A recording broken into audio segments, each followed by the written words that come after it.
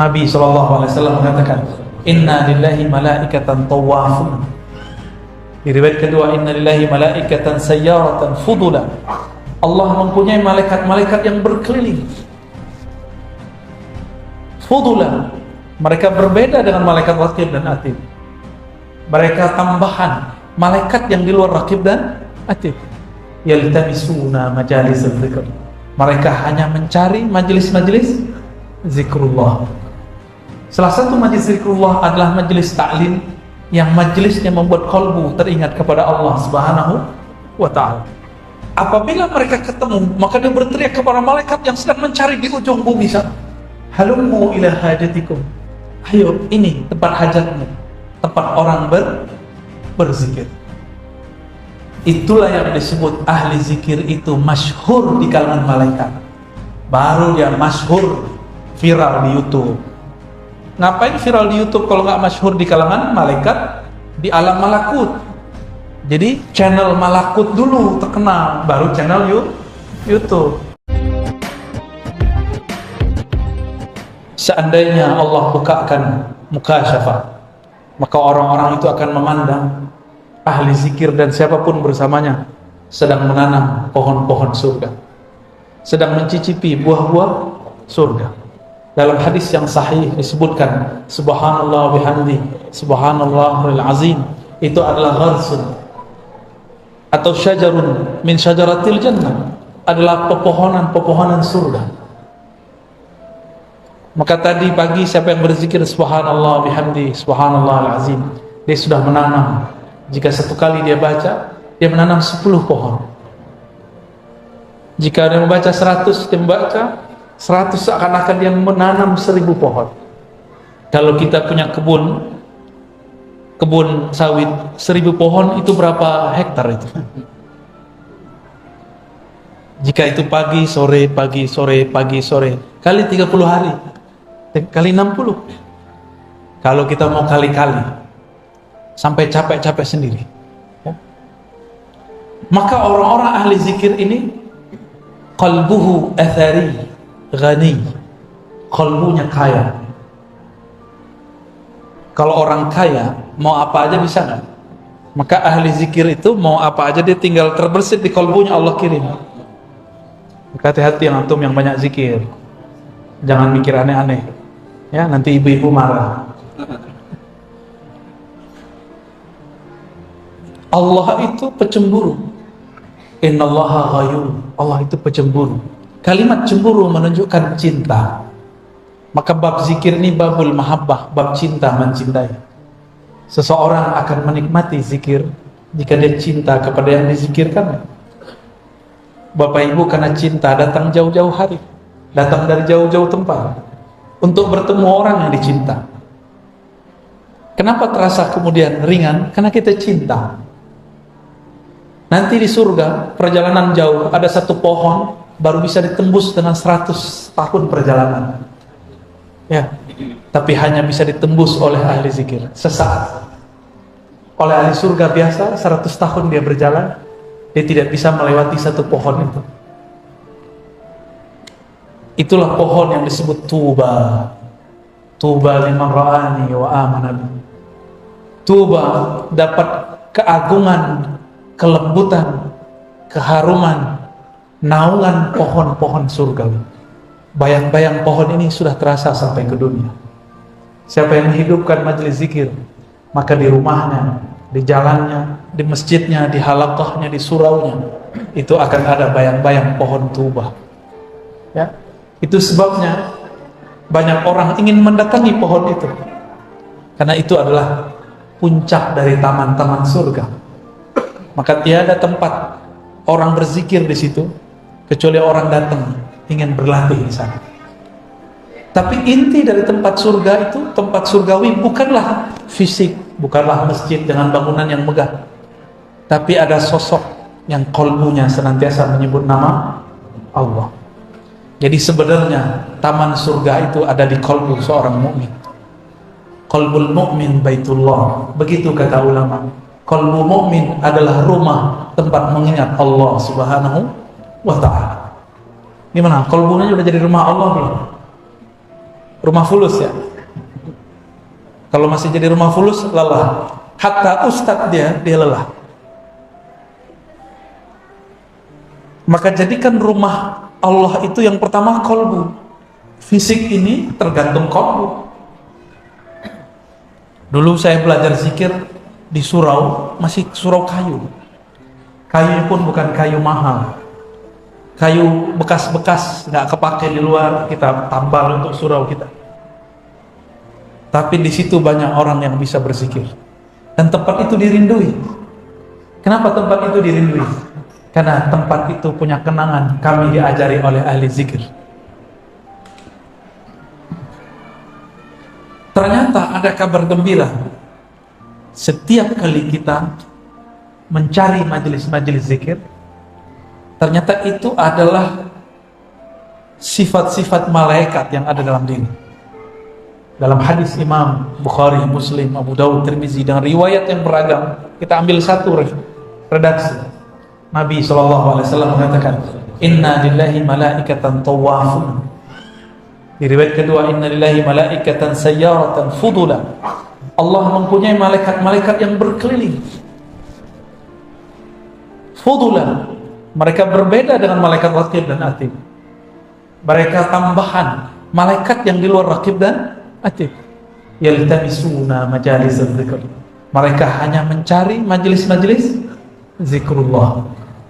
Salah satu majelis zikrullah adalah majelis ta'lim, yang majelisnya membuat kalbu teringat kepada Allah Subhanahu wa ta'ala. Banyak sekarang majelis ta'lim isinya bukan ta'lim, tapi tal'in, melaknat, tabdi', membidah-bidahkan, mukhasamah, saling bermusuhan, ghaibah, menggibah orang, merendahkan kelompok yang berbeda dengan dia. Itu bukan majelis yang dicari malaikat ini.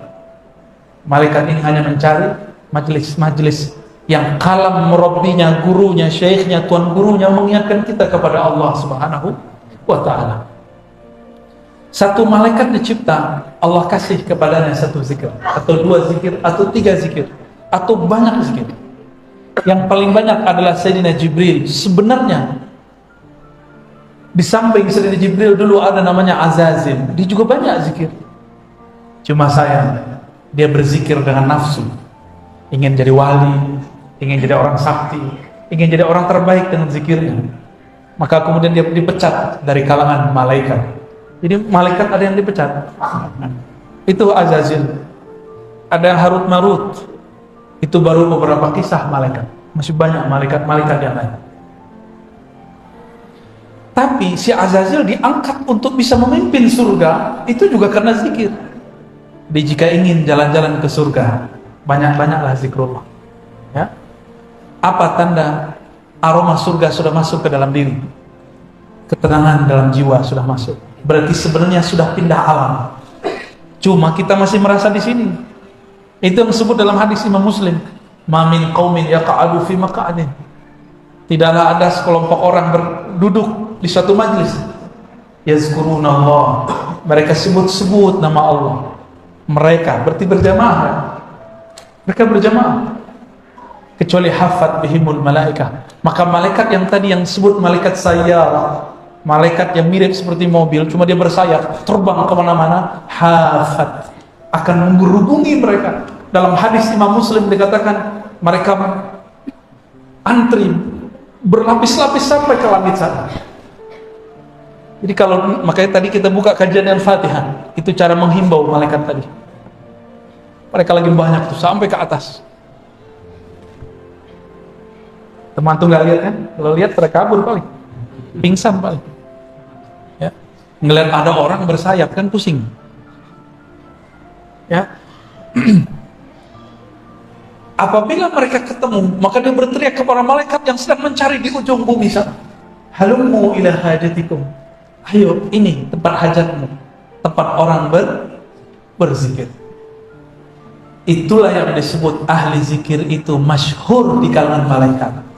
Baru dia masyhur, viral di YouTube. Ngapain viral di YouTube kalau nggak masyhur di kalangan malaikat? Di alam malakut.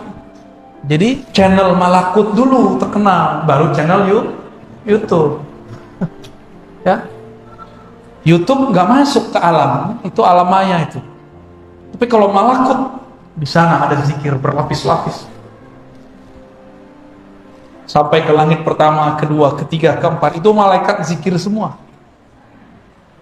Jadi Nabi ketika dinaikkan ke atas, beliau mendengar ada malaikat berzikir, Subhanallah bihamdihi, Subhanallahil azim.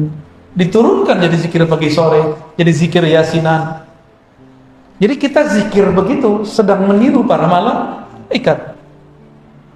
Maka ini kabar gembira bagi teman-teman, sahabat, bapak ibu yang datang ke majelis zikir.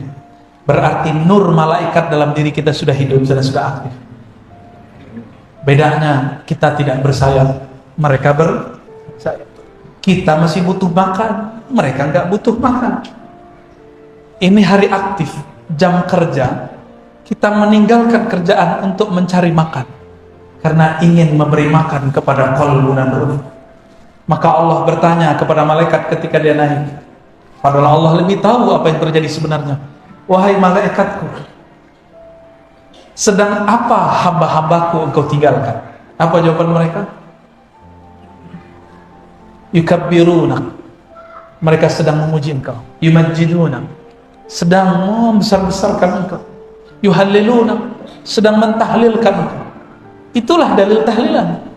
Yuhallilun, mereka bertahlil.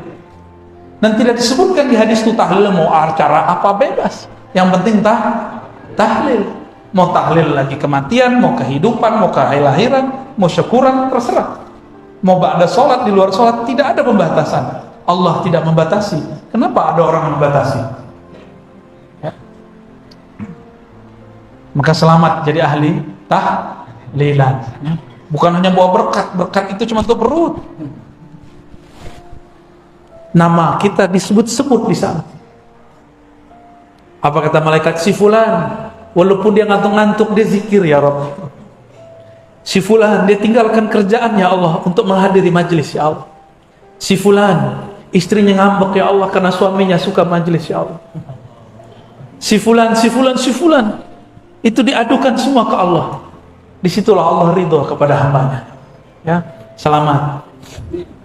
selamat antum berpolemik di rumah. Ya, kalau sudah jadi ahli zikir, sudah suka majelis zikir, harus lebih sayang kepada pasangan. Oh, boleh galak kalau pulang.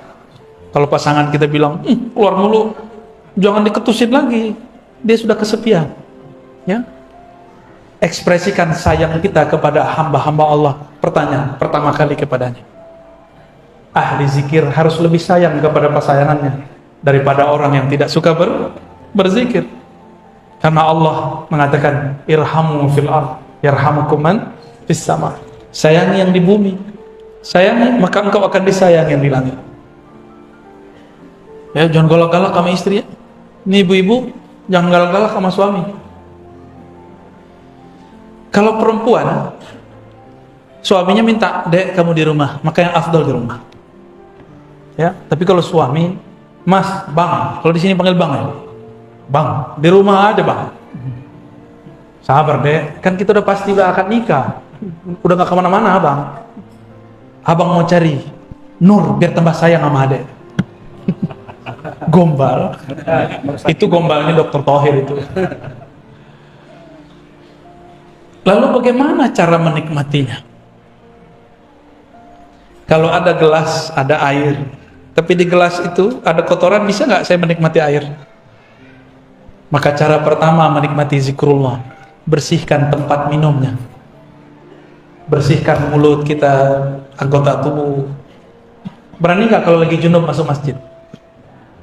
Imam Ibnu Athaillah As-Sakandari, penulis hikam, menyebut orang yang lalai zikrullah disebut junub ruhani. Dan itu harus ditobatkan. Astaghfirullah. Istighfarnya bukan dari dosa zahir, istighfarnya dari dosa lalai kepada Allah Subhanahu wa taala. Kalau orang awam menganggap zikir itu sunat, enggak. Kalau bagi ahlul haqiqah, zikir itu wajib. Karena dalilnya, wala takun minal ghafilin. Surat Al-A'raf ayat 205 ya. Janganlah engkau menjadi orang yang lalai. Berarti lalai itu haram. Lalai itu haram. Maka ulama kita buat teknik zikir.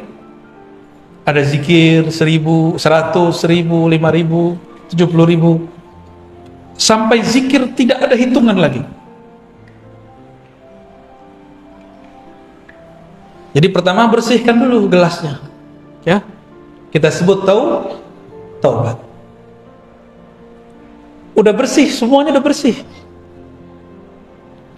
Tapi makan di rumah orang nggak izin, nikmat gak? Maka izin dulu, siapa yang punya air ini? Ada. Siapa yang punya zikir ini? Allah. Maka sebelum kita zikir, kita minta izin kepada Allah. Itulah rahasia syukur. Maka setelah taubat, astagfirullah, kirim Fatihah kepada Nabi, kepada silsilah yang mengajarkan zikir. Itu adalah cara minta izin. Kenapa? Man lam yashkurin nas, lam yashkurillah. Yang tidak berterima kasih kepada makhluk, maka dia belum disebut berterima kasih kepada Khalik. Dan sebaik-baik terima kasih adalah alhamdulillah. Afdalud doa alhamdulillah. Doa terbaik itu alhamdulillah. Alhamdulillah itu adalah kalimat syukur. Sering gak kirim Fatihah untuk guru? Sang Maha Guru Rasulullah sallallahu alaihi wasallam, kirim untuk beliau. Terkhusus untuk Nabi ditambahkan salawat. Hadirkan, hubungkan kolbu kita dengan kolbu Rasulullah sallallahu alaihi wasallam. Akal kita dengan akal Rasulullah, lisan kita dengan lisan Rasulullah, jasad kita dengan jasad Rasulullah. Hubungkan semua ini disebut rabitah. Ikatan Rabitatul Muhammadiyah. Ini yang disebut Qul in kuntum tuhibbunallah fattabi'uni. Jika engkau cinta kepada Allah, ikut aku. Maka tubuh kita amalnya ikut amal Nabi, akal kita ikut cara fikir Nabi, qalbu kita ikut zikirnya Nabi sallallahu alaihi. Karena kita tidak semasa dengan Rasulullah, maka Nabi mengatakan, tuba liman ra'ani wa amana bi, summa tuba liman ra'a man ra'a sampai 7 kali, 7 marrat. Beruntung yang melihat aku, percaya kepadaku. Beruntung yang melihat orang yang melihat aku, yang melihat. Jika diteruskan, ini sudah generasi ke 20 sekian atau 30 sekian. Beruntung orang yang memandang gurunya, gurunya memandang gurunya, gurunya memandang gurunya, gurunya memandang Rasulullah sallallahu alaihi wasallam. Syukur-syukur gurunya bermimpi ketemu Rasulullah. Syukur-syukur gurunya diizinkan memandang Rasulullah dalam keadaan yaqظah, dalam keadaan jaga. Maka antum pandang dia. Sungguh tuba, beruntunglah orang itu. Itulah rabitah hakiki. Ditanya Rasulullah sallallahu alaihi wasallam, "Man auliyaullah?" Siapakah kekasih Allah? Beliau menjawab, "Man idza ru'u dzukirullah." Orang yang jika engkau pandang membuat engkau mengingat Allah. Itulah dalil rabitah terkuat. Hadis Ibnu Majah, hadis Ahmad, hadis Abu Nuaim, Tabarani, Hakim, dan hadisnya sahih. Kita pandang dia, kita ingat-ingat dia, membuat kita ingat kepada Allah Subhanahu wa ta'ala. Jika punya guru begitu, pastikan guru itu seorang wali Allah, ya, seorang wali Allah. Jadi wali Allah itu bukan orang yang pakai pakaian seperti saya ini. Pakai begini bisa siapa saja. Tapi kalau kita kenang dia, kalam-kalamnya, sikapnya, ahwal-ahwalnya, akan membuat kita pindah melihat alam, menjadi melihat yang menciptakan alam. Apa maksud hadis ini? Kalau berzikir mau nikmat harus punya guru, ya, harus punya guru. Ada yang pernah kursus bahasa Inggris setahun lewat YouTube nggak bisa, ya. Tapi kalau dia belajar kepada guru bahasa Inggris, cukup 40 hari dia langsung bisa ngomong. Minimal ngomong I love you, ya, thank you. Pasti ada yang bisa dia serap kalau dia berguru.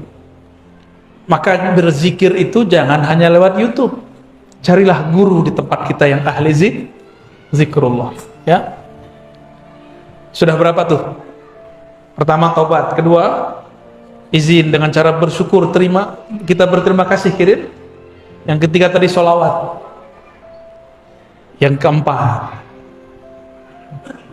keempat itu meluruskan niat. Niat itu tergantung kenal kepada yang dizikirkan. Jika kenal kepada Allah dengan sebenar-benar makrifat, kita akan zikir karena dia layak dizikirkan. Tapi kebanyakan orang awam kenal Allah itu tempat ngadu, boleh. Allah ini tempat menunaikan semua hajat, boleh. Tapi itu awam.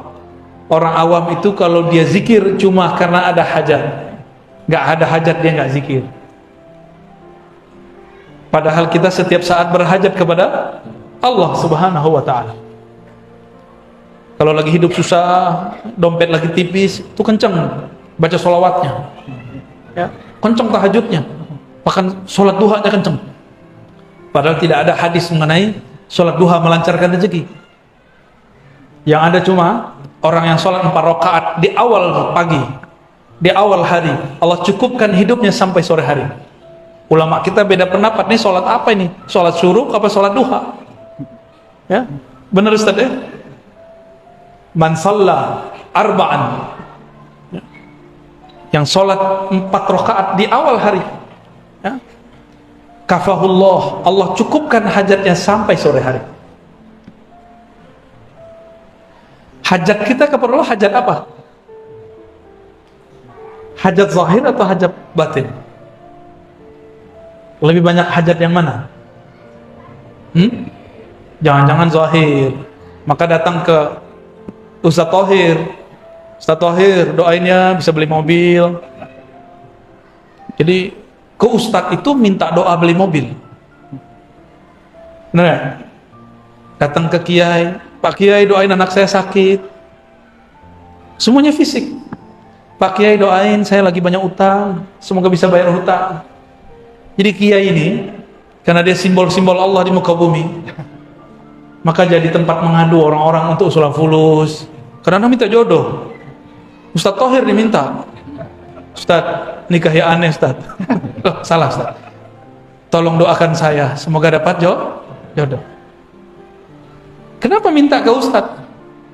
Karena Ustaz ini dipercaya dekat kepada Allah. Padahal Ustaz nggak ngerasa dekat juga. Ustaznya ada Ustaz lagi di belakang dia. Sekarang coba kalau datang ke guru, nggak nanya begitu. Nanya gimana? Ustaz, tolong bimbing saya supaya sholat khusyuk. Ustaz dia bingung, sholat gua juga belum khusyuk. Ustaz, bimbing saya untuk menjadi ahlullah. Gitu kalau datang ke Ustaz. Berarti niatnya sudah sahih. Itulah yang disebut ilahi anta maqsudi wa ridhaka matlubi. Ya Allah, hanya Engkau tujuanku. Berarti tujuan zikir bukan pengen sakti, bukan pengen dapat duit banyak, bukan juga pengen cari ketenangan, bukan pengen cari khusyuk, enggak. Nanti antum zikir nggak khusyuk, nggak mau zikir lagi.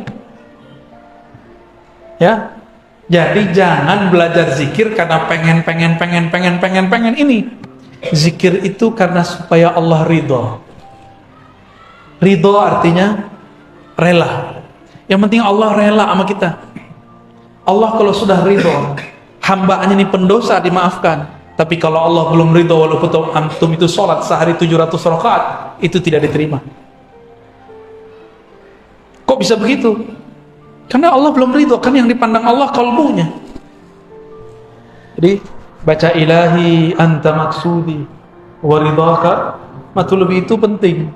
Disebut tashihun niyah, meluruskan niat. Kami kalau dulu belajar hadis, belajar Quran, ada namanya adab hamilil Quran atau adab talibil hadis. Adab belajar santri Quran, santri hadis. Nomor pertamanya apa? Tashihun, meluruskan niat. Tapi saya baru dibimbing meluruskan niat bukan waktu belajar hadis, waktu belajar zikrullah. Guru saya bilang meluruskan niat. Dulu belajar hadis enggak, belajar aja.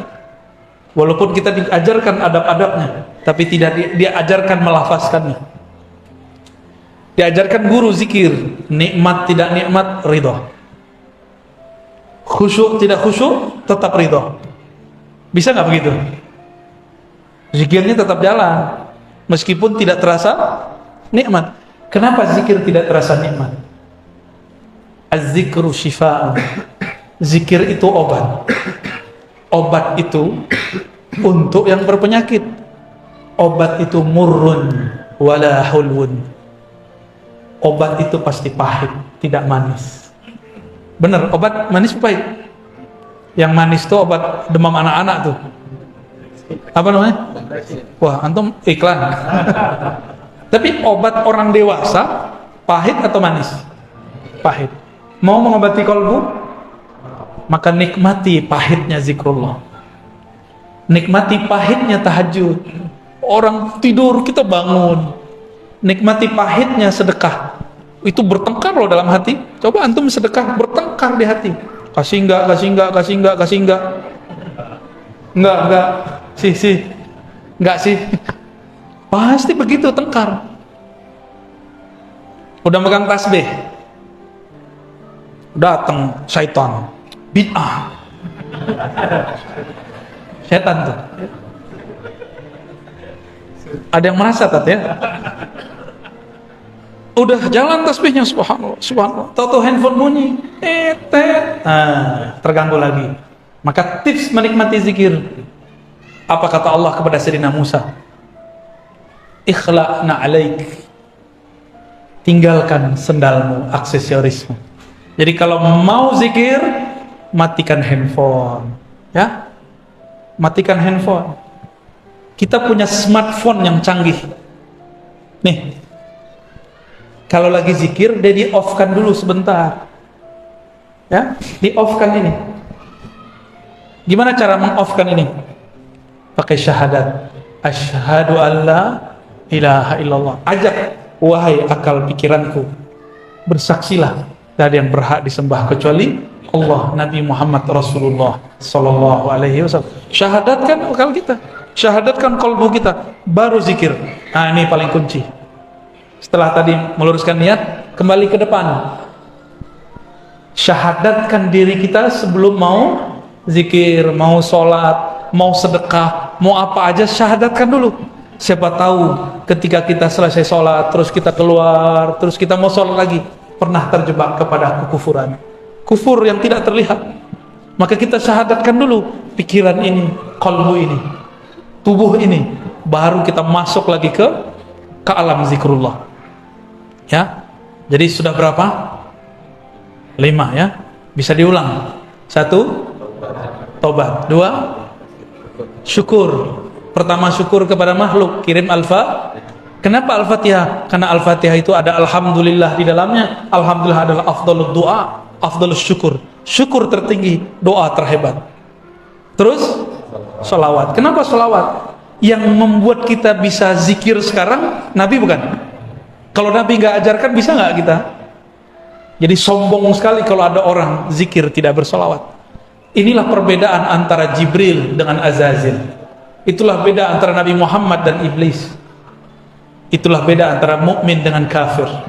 Dia bersolawat. Ya, banyak-banyak solawat. Kalau bukan karena solawat, zikir kita nggak diangkat. Solat kita yang nggak khusyuk itu nggak akan diterima. Ada yang khusyuk salat zuhur tadi? Khusyuk apa kusut? Kusut. Jujur aja lah. Itu salat antum masih diangkat karena ada salawat di belakangnya. Jangan debat lagi pakai sedina nggak pakai sedina. Gagal fokus namanya. Ya, salawat aja. Ini mau salawat, debat dulu dalam badan. Pakai sedina nggak ya? Orang lagi salat masih debat. Kita udah ada di hadapan musuh nih. Mau pakai jurus apa nih? Gak ada. Kalau sudah mau pergi perang, sholat itu berperang dengan syaitan, dengan diri sendiri. Jangan pakai teori macam-macam, langsung. Inilah yang dikatakan oleh Imam Abu Ali Ad-Daqqaq, zikrullah silahul muridin. Zikir kepada Allah adalah senjata para murid. Udah punya senjata belum? Udah pernah dikasih sama guru dulu, dikasih ijazah, ditalkin, diasah nggak? Udah diasah, udah dilatihkan belum? Pertama dihunjam dulu ke jantung kita, ya, diarahkan juga ke bagian-bagian yang lain. Itu latihan sebenarnya. Latihan mengelola jurus-jurus zikrullah, langkah-langkah zikrullah di dalam diri, supaya denyut jantung dia juga berdenyut. Nafas naik dia juga dihirup, nafas keluar dia juga ikut keluar. Baru bener nanti ketemu Dajjal aman. Ini ketemu mau latihan sama Dajjal, latihan panahan nih nggak cukup. Itu panahnya patah duluan sebelum nyampe. Sekarang kalau mau latihan panahan, latihan aja. Jangan niat mau perang sama Dajjal, nggak cukup. Mau perang sama Dajjal, latihannya latihan ma'rifatullah, latihan mengenal Allah Subhanahu wa taala. Maka main panahnya juga harus dengan zikrullah. Coba nih yang suka main panahan, kena hampir ke tengah, ada perasaan girang? Pasti itu karena manahnya nggak nyebut nama Allah. Ada torikot memanah, ya, main manah-manah aja antum ya. Berkuda juga ada. Itu benar, nanti di akhir zaman perang itu perang fisik, semuanya fisik. Tapi bukan di fisik itu intinya. Intinya ada di dalam non fisik, rohani kita kepada Allah Subhanahu wa taala. Terakhir Nabi Shallallahu alaihi wasallam pernah mengatakan kepada Muaz, wahai Muaz, tiadalah mamin amalin anja, tidaklah ada amalan yang lebih mudah untuk membebaskan seseorang min azabil qabr, daripada azab kubur. Yang lebih hebat amalan itu daripada zikrullah. Hadis riwayat Imam Tirmizi dan Ahmad. Azab kubur itu azabnya agak beda. Dia semi-semi azab neraka. Jadi lebih kepada azab nafsiyah. Ada juga jasadiahnya. Ada yang pernah ini nggak? Ustaz Thahir pernah ditahan di imigrasi nggak? Waktu keluar negeri? Belum ya? Mau coba nggak? Baru sekali ya. Oh gitu. Kawan saya waktu masuk ke Israel ditahan. Itu ustadz. Wajahnya langsung berubah. Untung nggak buang air kecil berdiri. Itu ustadz aja hilang saktinya lagi diperiksa. Sama, ini mau ustadz, mau kiai, mau tuan guru, mau mursyid, masuk ke alam kubur, gemeteran juga ketemu munkar dan nakir. Maka Nabi mengatakan, kalau orang ini kenal Allah, pertanyaan munkar nakir apa?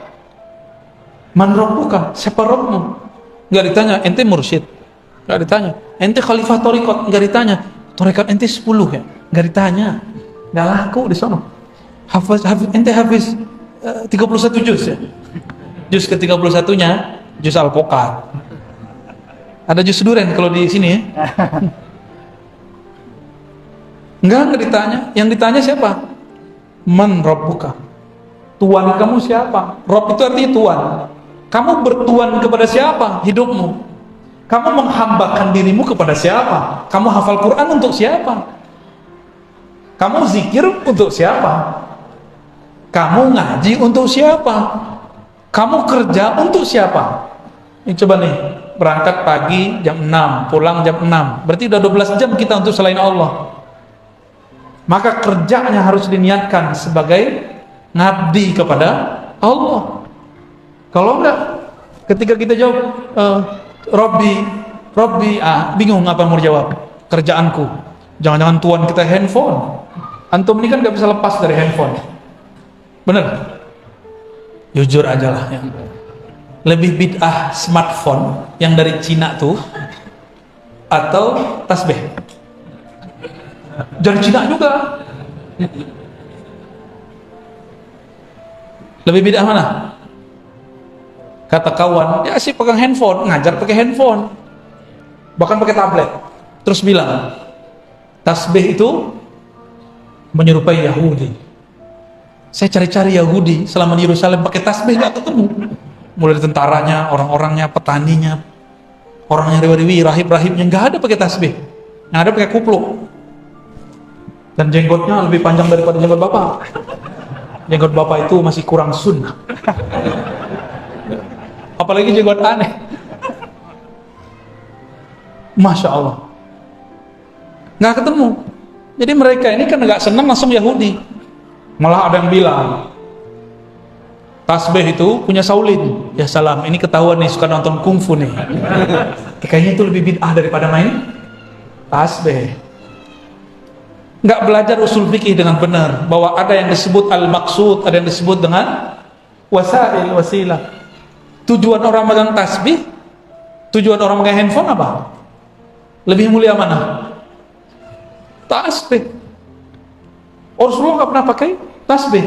Oh, kita bisa papas ini kalimat. Rasulullah baca Quran pakai mushaf nggak? Mushaf alat tasbih sama. Orang Yahudi baca kitab mereka pakai mushaf, lembaran nggak? Pakai. Lu mirip dong. Disebut ahlul kitab kan mereka? Ahlul kitab. Antumnya ahlul kitab semua nih berarti. Jadi mikir-mikir kalau mau bilang serupa. Ternyata ijazah sanad tasbih bersumber dari Sayyidina Al-Hasan Al-Basri, murid Sayyidina Ali, lahir di masa Sayyidina Umar. Al-Hasan lahir di Hijaz, di Madinah, tapi besarnya di Basrah. Berguru kepada Sayyidina Ali. Nah, syaitan nggak mau diam, maka dia bisikkan ulama-ulama yang di dalam hatinya tidak ada takut kepada Allah. Kamu cari alasan bahwa Hasan Al-Basri tidak pernah berguru kepada Ali. Maka ada pembahasan mereka, inqita'ul Hasan Al-Basri wa Ali, keterputusan Hasan Basri dan Ali. Tapi dibantah oleh ahli hadis Imam Ibnu Hajar Al-Asqalani bahwa Al-Hasan Al-Basri benar-benar berguru lama kepada Sayyidina Ali karramallahu wajhah. Jadi pakai tasbih dari siapa? Al-Hasan dan kami meriwayatkannya dari guru kami, dari gurunya terus sampai kepada Sayyidina Al-Hasan Basri, bersambung kepada zaman Imam Tabi'in yang digelar dengan Sayyiduz Zahidin, sayyidnya orang-orang zuhud. Itulah gelar Imam Hasan Al-Basri. Ya. Itu tasbih itu ada sanadnya, kita serban aja kita ada sanadnya, cuma saya belum pakai. Ya bentar lagi lah ya. Jadi sekarang kita skip dulu ijazahnya, simpen dulu. Megang jenggot aja ada ijazahnya. Jadi yang punya jenggot nih panjangin dikit pak. Ya. Nanti kalau kita ke Medan lagi kita ada ijazah jenggot, megang jenggot, ada ijazahnya. Maka beliau tuh yang paling sunnah di situ tuh ya. Mana jenggot antum? Hah? Kita berjenggot bukan pengen disebut salaf. Kita berjenggot karena Nabi kita berjenggot. Tapi kalau antum nggak mau berjenggot nggak apa-apa. Cukup katakan beberapa guruku tidak berjenggot. Boleh ngomong gitu. Ya, bukan berarti melanggar sunnah Nabi Sallallahu Alaihi Wasallam. Inilah lebih kurang pengantar tentang bagaimana cara menikmati zikrullah. Jangan fokus kepada yang zahirnya, mulailah masuk kepada yang batinnya. Nah, semua itu nanti disebut dengan kaifiat zikir. Coba tanya semua mursyid, semua guru, yang saya jelaskan itu nanti ada pada mereka. Cuma beberapa mursyid kadang tidak bisa menjelaskan. Ini itu kaifiat, mana dalilnya? Ya, mereka cuma tahu dalil merasakan zauq. Cobain, rasain, itu dalilnya. Ya, itu dalil mereka. Sebenarnya dalil itu lebih kuat. Sayangnya orang awam kadang-kadang tidak paham. Ya. Barangkali itu dari kami. Silakan kalau ada yang mau dikonfirmasi, ditanya. Ya, tafadhol. Assalamualaikum warahmatullahi wabarakatuh. Assalamualaikum. Izin Bu ya. Apakah atau bagaimana zikir yang bisa menyampaikan kita ke makom tertentu? Baik.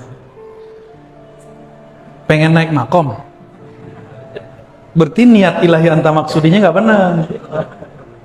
Ya, sebenarnya mudah. Guru kita biasanya kalau yang oke, itu sebelum talqin zikir ngajak istighfar dulu. Sebelum istighfar disuruh dulu mandi taubat, disuruh sholat taubat, ingat mati sebelum mati. Lalu dilafazkanlah istighfar. Biasanya dibimbing cara baca istighfarnya. Di saat antum dibimbing oleh guru baca istighfar, lalu memaknai kalam-kalam istighfar, sedang ditarik sama guru ke makom taubat. Tergantung nih tobatnya tobat apa, zahir apa batin. Maka makom tobat ini juga lapisannya banyak. Yang zahir ada 7, yang batin juga ada 7. Anggota kita yang besar kan 7, yang batin juga 7. Mulai dari syirik, sombong, sampai kepada ujub, hasad, iri, dengki. Itu diistighfarkan semua. Jika ada getarannya, berarti kita sudah masuk ke alam makomat taubah. Ya, dan itu beda-beda per masa. Setelah makom tobat ada namanya makom syukur, ada namanya makom sabar. Makom syukur itu dengan mengirim Fatihah kepada guru. Itu makom syukur. Di luar zikir kita sedekah kepada orang, memberi hadiah kepada guru. Sering-sering hadiah, kasih hadiah ke guru. Ya, kalau guru farhan, senang, maka makomat terbuka. Ya, karena makomat itu khazanah dalam dirinya, dia punya kunci-kunciannya. Kalau dia senang, dia akan doa, ya Rabb, tolong panggil muridmu ini, hambamu ini kepada. Kalau gurunya wali ya. Kalau gurunya nggak wali nggak bisa. Tapi memberi aja udah cukup. Begitulah terus. Ada makomat, makom syauq, makom mahabbah. Itu ada makomnya semua.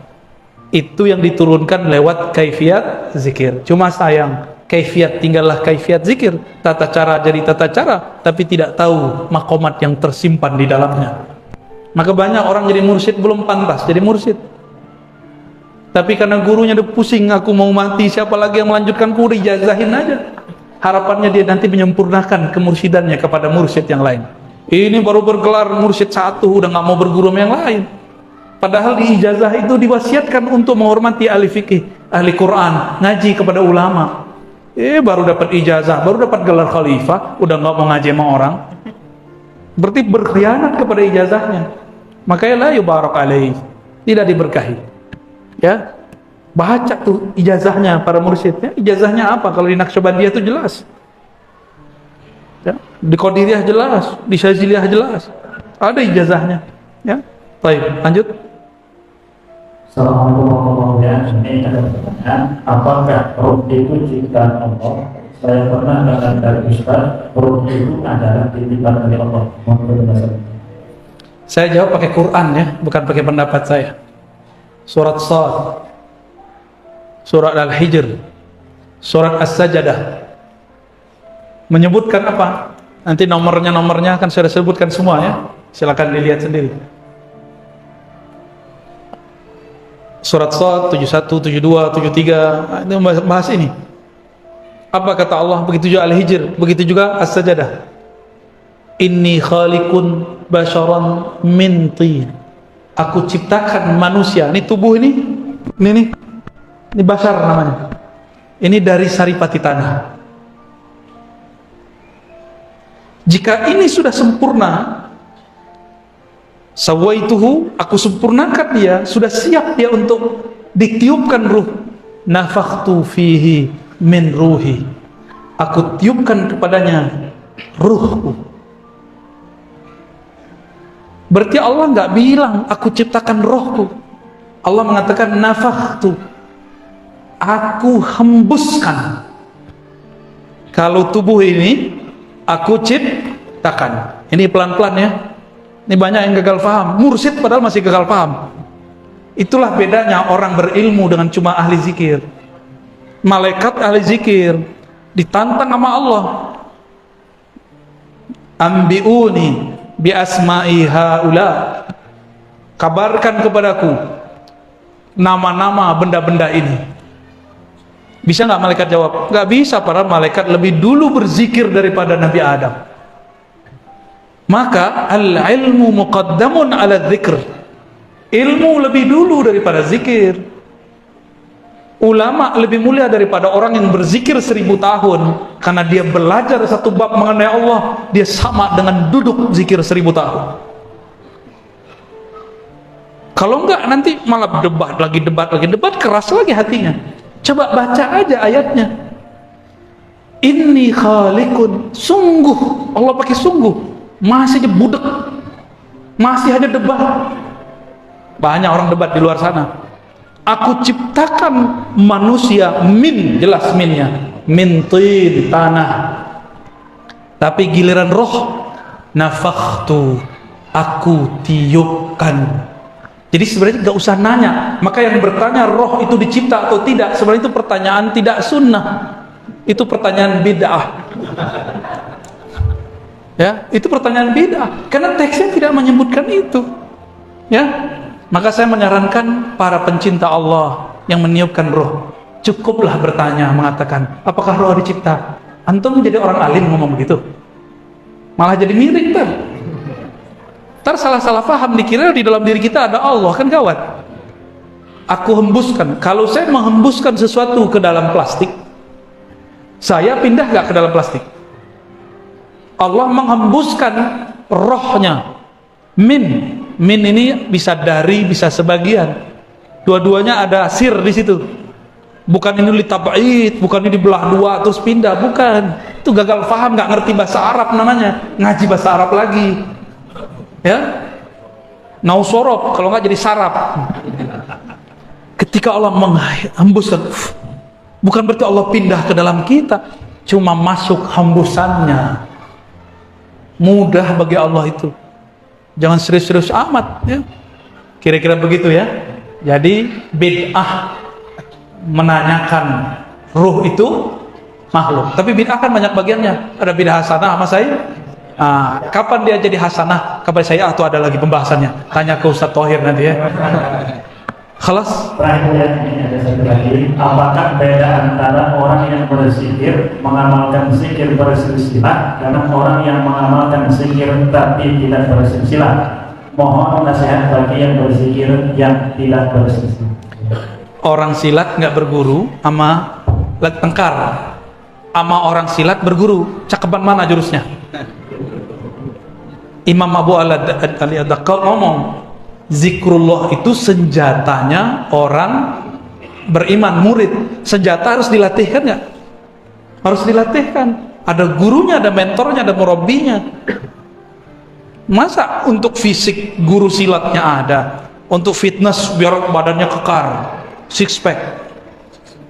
Tahu six pack, Bu?